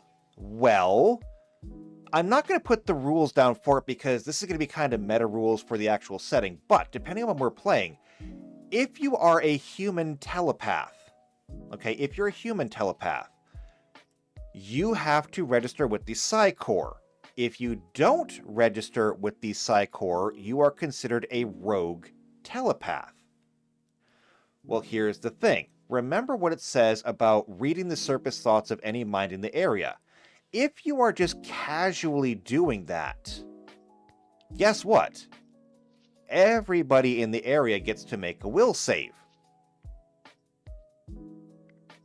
Okay, guess what? At that point, somebody's gonna know. Now, they may not know it's you. but somebody's going to know. Here's the thing about that. If we can determine this much, one thing that we're missing here is, can you detect other telepaths? I don't actually know if you can detect other telepaths this way. I don't know if there's anyone in or anywhere in the show where they've shown that you can detect the psychic ability of other people. But I was literally just saying that the P level is stratified between them, so I suppose it would be. Not to mention that the Bloodhound units specialize in tracking down telepaths, although that could be because they're better at actually sensing telepaths. It could also be because they're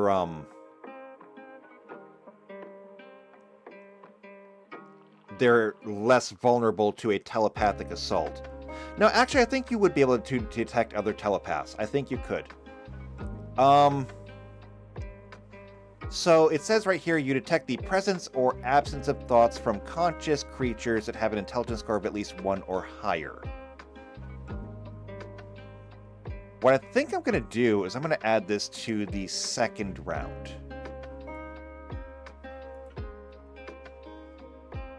And I'm going to say number of minds in the area, the intelligence score of each,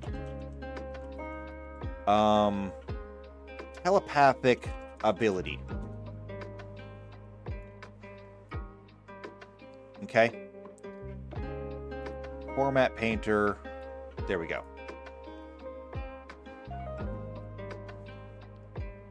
So, you will know if there is a telepath in the area. Now, does that count if they're actively suppressing their ability? I'm going to go ahead and say no. Unsuppressed. Okay, unsuppressed.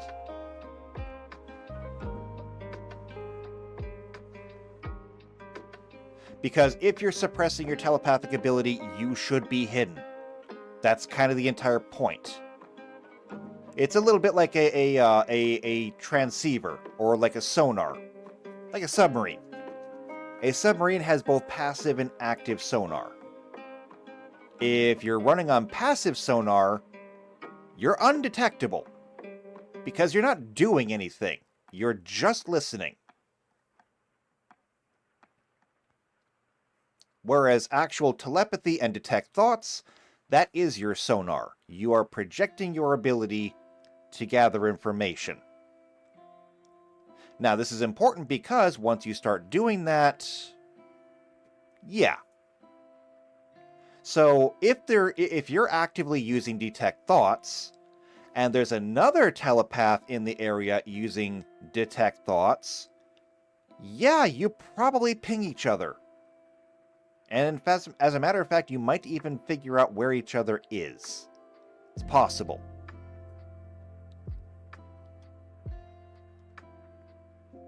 Especially since you can then use telepathy. And you can just automatically zone in on that person and just talk right into their head, and once you can talk into their head, you know where they are. Alright, so there we go. Already, this is looking like it's really good. This is looking really good. So that takes care of telepaths, I think. What are we missing here? Are we missing anything?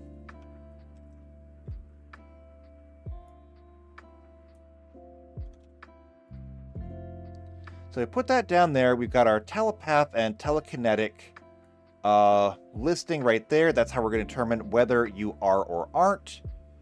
The will saves, it's a DC of P level times 2. If they can touch you, it's times 3. And if you're a telepath, you can add your P level to your will save. We know how to suppress our talent, and what happens if you don't.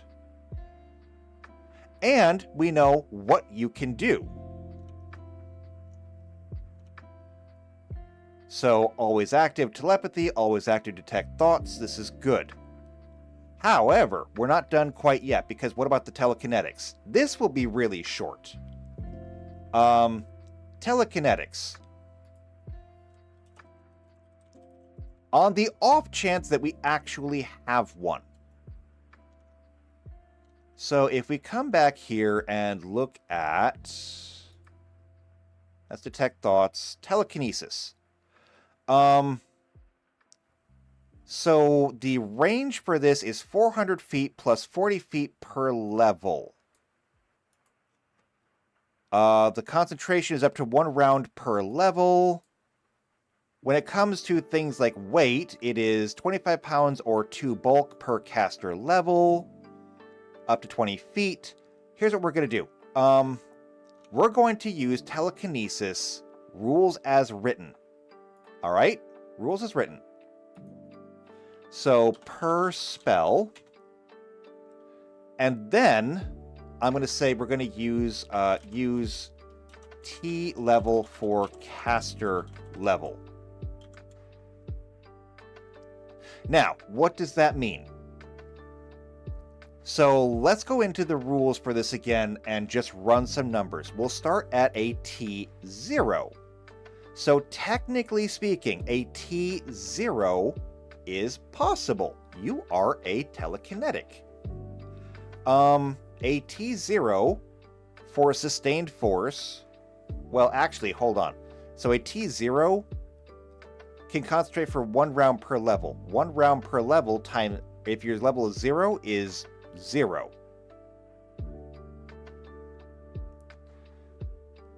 So I suppose I can give it a minimum of 1 round. Okay, minimum 1 round. However, an object of no more than 25 pounds or 2 bulk per caster level.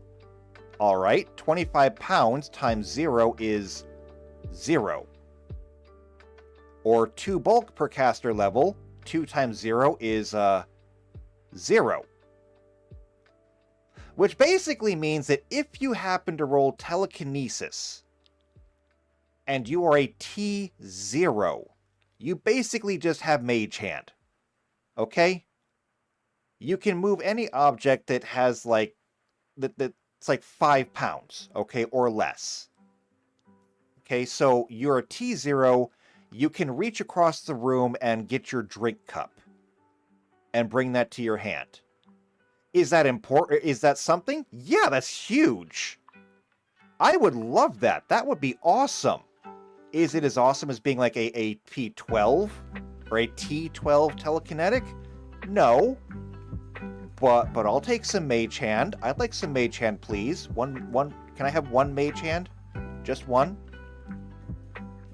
Okay, it's fine. Now, interestingly, spell levels in Starfinder only go up to level 6.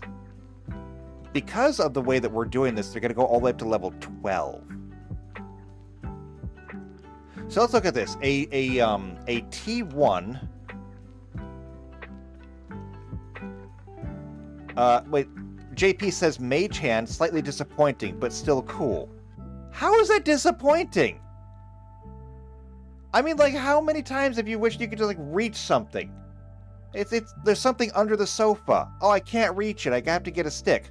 Mage hand. Got it. Oh, I have to replace a light bulb. Huh. I can't reach it. I guess I have to get the ladder. Mage hand. Come on. Mage hand. Awesome. It's like one of the best spells ever. Anyway, a T1 telekinetic is going to fit right in here with the rules as written. So 25 pounds or 2 bulk and 20 feet per round, which is only going to be 1 round. So you can pick up 25 pounds and move it 20 feet. Okay, it's not much, but it's something. So why don't we go ahead and look at the high end? The high end. A T12. Okay, so a T12 is going to be able to do combat maneuvers. For these combat maneuvers, no saving throw is allowed, but spell resistance applies normally. The spell resistance, of course, is going to be your T level, so it's going to be 10 plus 12, so like 22. Which is a lot. Sustained force, 25 pounds or 2 bulk per caster level. That's going to be 24 bulk. So that's the equivalent of like a 24 strength check. Or 25 pounds per. 12 divided by 4 is 3. Divided by 4 because there's 4 times 25 is 100. So that's 300 pounds. Moving 20 feet in any direction. Since it's 1 round per level, that's 12 rounds. That's moving 240 feet. That's a lot.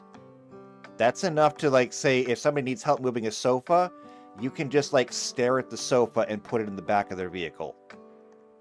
Yeah. Or a violent thrust. You can hurl 15 objects or creatures within range, no two of which can be more than 10 feet apart. The total is going to be 400 pounds or 40 bulk. Must make attack rolls. Yeah, so that's good stuff. So a T12, if it could happen, would be absolutely frightening. So I think that's really good right there. We'll just use our T level for the caster level, and we can use rules as written. Now, there's one thing left before I can close this out, and I think once we do this, we're done. Hyperspace. Because telepaths get a buff in hyperspace. For some reason, nobody knows why.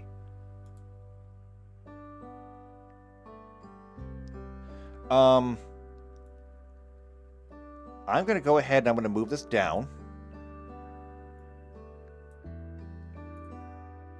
So I'm going to go ahead and put right here, hyperspace contact is going to equal P level times 3. Super simple.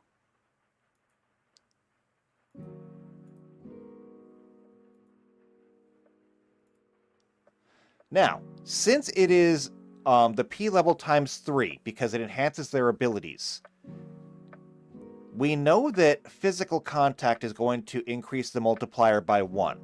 Hyperspace is going to increase the multiplier by 1. Theoretically, if you could do both contact and in space, that would make it times 4. But seeing as how you'd have to be wearing an environment suit anyway, it's not really possible, so we're not going to bother with it. But if you're in hyperspace, yeah. Now, hyperspace contact, of course, here means that you'd have to actually be in hyperspace. You have to be in something that is not shielded from, essentially, radiation. Your starship is shielded from radiation.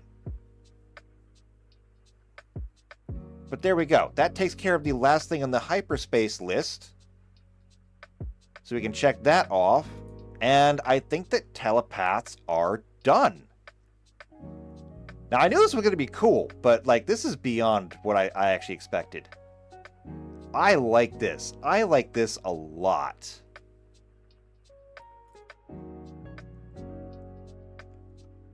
I'm going to leave that as it is. I do not anticipate necessarily having telepaths in the game, but that's why we have this list right here. And so, when we make characters, when we go to actually roll everything, we'll be able to determine if you have this, and it's going to change things. If you happen to roll a telepath, it will change how the game plays in general. Which is exactly how telepaths operate in the show. Everybody knows what they're doing. Everybody has a plan. Everybody's going about their day doing their job. until a telepath walks in the room. And as soon as a telepath walks into the room, the entire environment changes. And JP says that any species can roll for telepath. Any species except for Narn.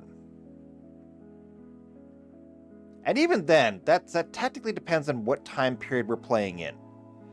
Since we know that the Shadows wiped out all of the Narn telepaths in the previous Shadow War, if we were to play in an era prior to that, then yes, we could have Narn telepaths. The problem with that, of course, is that we don't have a whole lot of information from that era.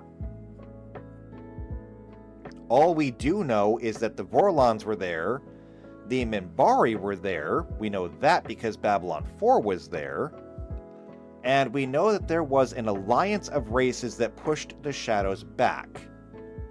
But we also know for a fact that that was 1,000 years ago. You know what race wasn't there? Humans. Because the show takes place in the mid-2200s. 1,000 years ago, we were still living in castles. No, in fact, we weren't even living in castles. Castles didn't come about until like the 14th and 15th centuries. 1200 AD? No, I think we actually did have some castles. We had early castles during that time. Point is, we definitely weren't going to space. So we don't even know what races existed back then, which is going to make it hard to set up a game in that time period, but it's not impossible. Otherwise, though, if you're not playing a Narn, yeah, anybody gets to roll for a telepath. Anybody. If you are the did I do the Abai races and species? We did Minbari, Centauri, Narn, yeah, Abai. So here we go. One of the features sorry, of the Abai is that all of them are empaths. Let me go back to this real quick. And I'm really glad that you mentioned that so it came back. The Abai, on the other hand, proves a high percentage of individual psi ability. However, it manifested mostly as mild empathic sense. Even then, is it all of them or just a higher number? Here, right here. All Abai possess a telepathic ability in the form of limited empathic sense, which they are able to sense the feelings of other sentients. The ability does tend to be more pronounced in females. However, that means that all... well, no, I'm just going to say, under racial features, P0.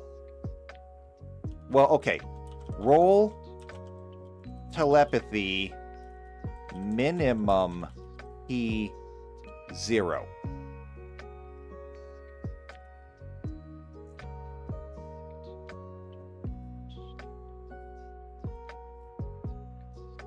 And so there we go. We've got them. Again, a P0 is not much. A P0 is technically, I think... Well, no, actually, it's not even technically. A P0 would still be able to get through the first 2 rounds of Detect Thoughts.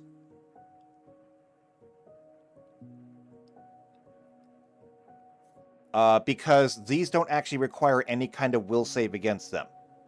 So a P0, you would be able to detect the presence of or absence of thoughts from creatures with an intelligence score, and you would be able to know the number of minds in an area, as well as the intelligence score of each, and if any of them were also telepaths.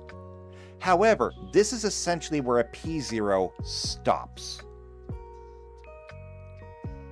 And they can still use the telepathy. So they've got that going for them as well. Is that a little overpowered for them? Yeah, it is a little overpowered. It's a little bit overpowered for them, and it doesn't really capture what a P0 is. I could go ahead and make a note here. I could put an asterisk here and just say, P0s don't get this. P0, no telepathy.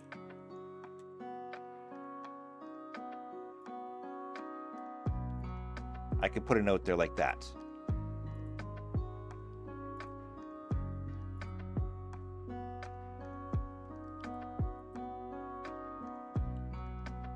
So there we go. They can't actually talk in other people's minds. They can't use anything with words. They can know, and that's about it.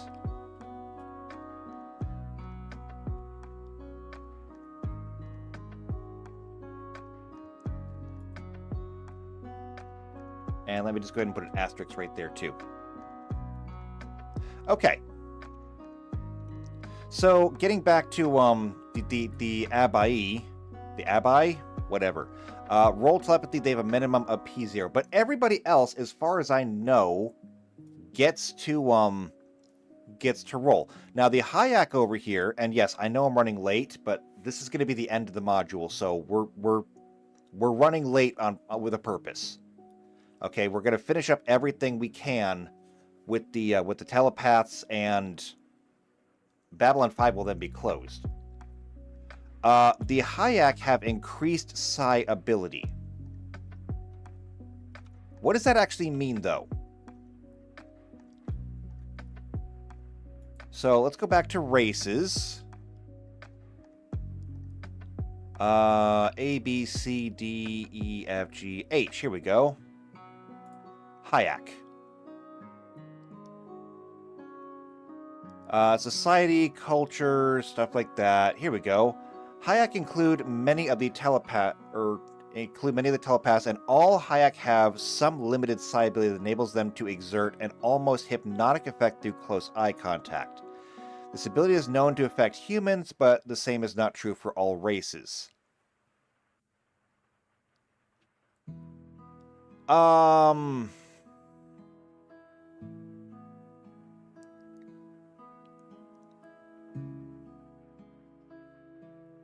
So I'm not exactly sure how we're going to do that. It does say that all Hayak have some limited ability.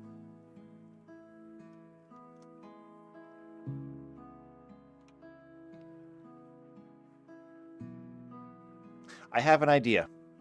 All right, so for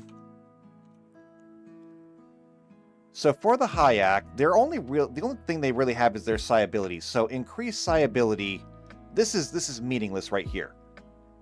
I'm going to go ahead and say that we're going to roll telepathy, minimum of a P0.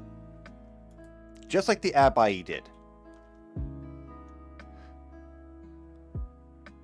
And JP says, better natural aptitude? No, wait, Hypnotoad! Actually, you're right. So we're going to roll for telepathy. They get a minimum of a P0. So if they fail any, or if they roll, below P0, we're going to kick them up to a P0. So that's fine. And then once per day, fascinate.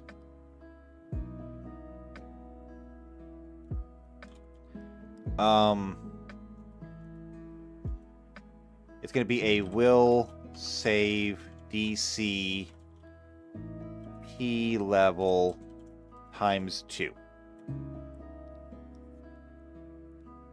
Okay, that was off my screen. But there we go. There's the Hayak. And for that matter, there's the Abai, which I'm pretty sure you couldn't see before because it was also cut off. So the Abai have roll telepathy, minimum of a P0. The Hayak are going to get the same thing. Roll telepathy, minimum P0. Once per day, they can cast Fascinate with a will save DC equal to the P level times 2. Which means if they're just a P0, they don't really have Fascinate. They can't do it. But it means that several of them can. And that's an ability that that other telepaths wouldn't have. Is there anybody else that we need? The Yolu have an increased psi ability, so let's take a look at them. Yolu, ZVWXY. Here we go. So there's the Yolu. They're known as being the race that originated the Mutai competition. Yes, yes, yes. The Yolu population consists of an unusually large proportion of telepaths and possess a number of mystic abilities such as reading auras that can continue to be incomprehensible to other races. Okay. It just says that they have an unusually large population. JP says,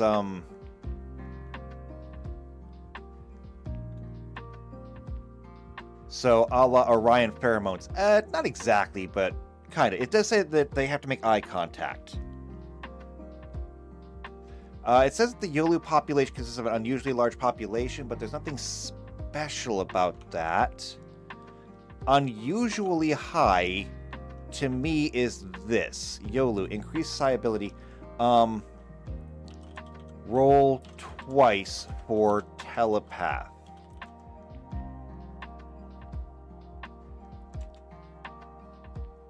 By rolling twice, we should double the number of telepaths we're getting for the Yolu. It's only a 10% chance, but it is a 10% chance twice.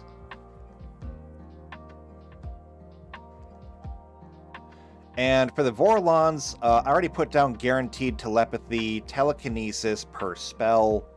Now that we know what telepathy looks like,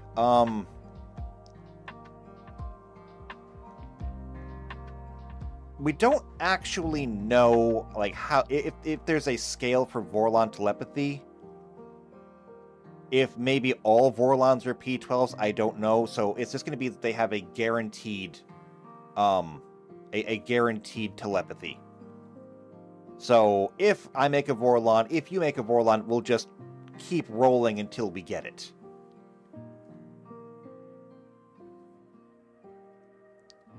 So there we go. I don't think there's anything else that needs to change. There's nothing there. There's nothing there. I'll put under the Narns no telepaths or no telepath roll. So there we go. No Narn telepaths. The Abai are good. The Drazi are good. The Game are good. The Hayak are good. The Lort are good. The Pakmara are interesting. The Yolu are good. The Vree are good. Vorlon Shadows. This is all good. Okay. I think we're done. I think we are completely done with Babylon 5. This is ready to play. So if we come back here, we got our races done. And the races look good. We did locations. So here's the thing about locations. We did the Babylon 5 station. It's right here. Looks fantastic. Looks absolutely amazing. And so, love that. As far as planets go, it'll depend on what planet you go to. I have a planet generator that works really well.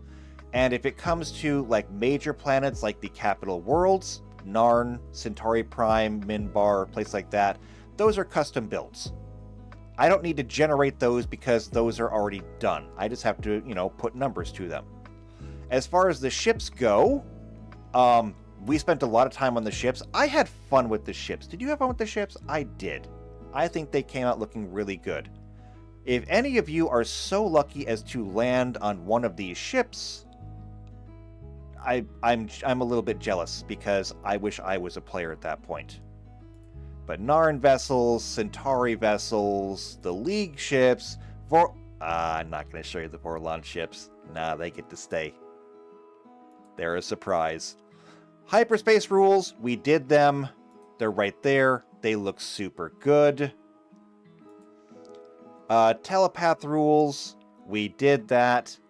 The scaling system, we got that with the P system. Telepath abilities, telepath DCs, the physical multipliers. We nailed all of them. We nailed all of them. So, Babylon 5 is hereby officially done and ready to play. All I need now is for people to come and play it with us. So, as I let you go today, I'm just going to remind everybody here and anybody who is hopefully listening that if you want to see more like this, subscribe to the channel, hit the bell icon, that way you get notified every time these videos come out. If you know somebody else who's also into Babylon 5 or Starfinder, then share this video with them. I know Starfinder 2 is out, but we're still playing in Starfinder 1. Starfinder 1 is still a very, very good system. I will start learning Pathfinder 2. I will start learning Starfinder 2. But Pathfinder and Starfinder 1 are both really just... they're so good. So, otherwise, if you like what we did here, then go ahead and leave a like on the video. If you want to leave a comment down below, you can do that too. However, if you want to play with us, and I really hope you do, join the Discord. You have to join the Discord because that's where we play. Join the Discord, come to the Behind the Screen channel. Once you are there, go ahead and let me know what games you want to play. We have a lot of modules, okay? And we just added one more. Let me know what games you want to play, what your availability is. As soon as I have a group, we will play. So, again, go to the Discord, Behind the Screens, let me know when you're available, what you want to do. Okay?